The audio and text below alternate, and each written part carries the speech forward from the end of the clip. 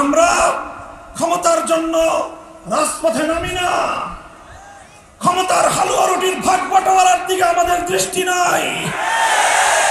আমরা ক্ষমতার স্বাদ আস্বাদন করার জন্য সংগ্রাম করি না, আমরা মানুষের জন্য সংগ্রাম করি, আমরা ঈমানের জন্য সংগ্রাম করি, প্রয়োজনে ঈমানের জন্য আমরা যুদ্ধ করব।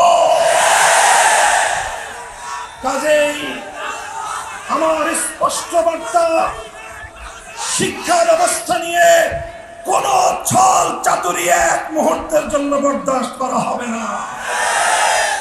আমার দ্বিতীয় স্পষ্ট বার্তা হলো 2013 সালে আমার ভাইয়েরা রক্ত দিয়েছিল আল্লাহর নবীর ইজ্জতের হেফাজতের জন্য। কি মর্মান্তিক ইতিহাস রচিত হয়েছিল। শহীদ হয়েছে আমাদের ভাইয়েরা, শহীদ হয়েছিল আমার সন্তানেরা। সেই শাহাদাতের পর তাদের লাশ নিয়ে এই খুনি সরকারের দোসরেরা নির্মম ছিনি খেলা খেলেছিল, নির্মম ছিনিমিনি খেলেছিল। লাশ পেতে অনেক কাঠখড়ি পোড়াতে হয়েছে। এরপরে সে লাশকে সামনে রেখে নিহত ব্যক্তির শোকাহত আপনজনদেরকে ধরে এনে হেফাজতের নেতৃবৃন্দের বিরুদ্ধে মামলা ঠুকতে বাধ্য করা হয়েছে। এরপরে যার ভাই শহীদ হলো, যার সন্তান শহীদ হলো, যার স্বামী শহীদ হলো, সেই শোকাহত ক্ষতিগ্রস্ত মানুষগুলো নিজেদের নামেই, হেফাজতের নামে কেউ মামলা করতে বাধ্য হয়েছে, আর কেউ সেই মামলা করার হাত থেকে রেহাই পেতে বছরের পর বছর ফেরারি জীবন যাপন করেছে। বাংলাদেশের গোয়েন্দা সংস্থাগুলোকে আমি বলি, ডিজিএফআই, এনএসআই, পুলিশের এসপি সহ আপনারা সব জানেন। আপনারা 2021 সাল থেকে কি কি করেছেন আপনাদের আমলনামা আমাদের কাছেও সংরক্ষিত আছে।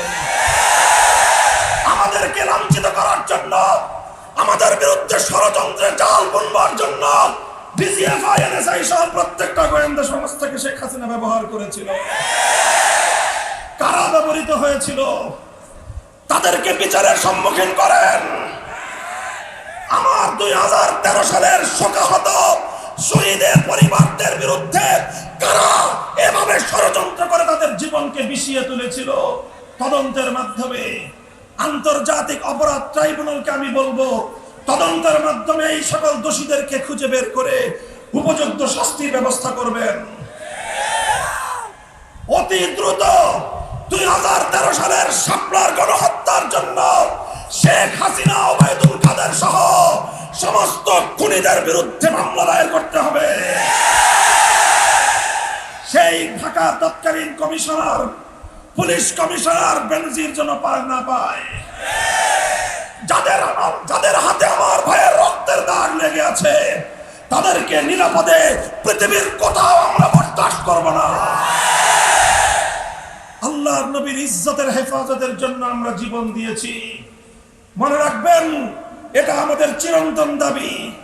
আমার দেশে আর কোন নাস্তিক মুরতাদ, আর কোন নবীর দুশমন আমার নবীর ইজ্জত নিয়ে ছিনিমিনি খেলতে না পারে, আমরা তার নিশ্চয়তা চাই। সর্বোচ্চ শাস্তির বিধান, মৃত্যুদণ্ডের আইন তৈরি করতে হবে।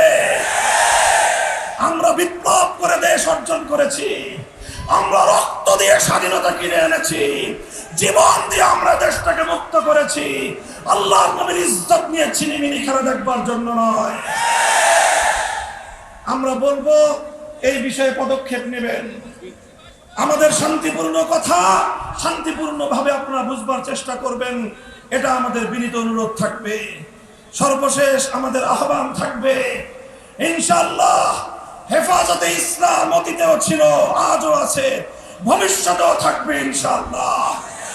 ইমানি এক কাফেলা আমাদের মরহুম হেফাজতের আমির আল্লামা জুনায়েদ বাবুনগরী বলেছিলেন, প্রতিটি মসজিদের সকল মুসল্লি হেফাজতের নেতাকর্মী। কাজেই দল মতের ঊর্ধ্বে উঠে, সকল রাজনৈতিক সংকীর্ণতার ঊর্ধ্বে উঠে, দেশ প্রেম আর ইমানের প্রেমে উজ্জীবিত হয়ে হেফাজতে ইসলামকে বাংলাদেশের স্বাধীনতা এবং ইসলামের রক্ষা কবচের দুর্গ হিসেবে গড়ে তুলতে হবে। এই যশোরের তাওহীদি জনতা প্রস্তুত থাকবেন তো? সেজন্য দিনের বেলায় ঘাম ঝরাতে হবে, দেবেন তো? রাতের অন্ধকারে অস্ত্র দিতে হবে, অস্ত্র দেবেন তো? আমার যদি প্রয়োজন হয় শাপলা চত্বরে শহীদি ঈদগাহে গিয়ে শাহাদাতের রক্ত দিতে কারা প্রস্তুত থাকবে?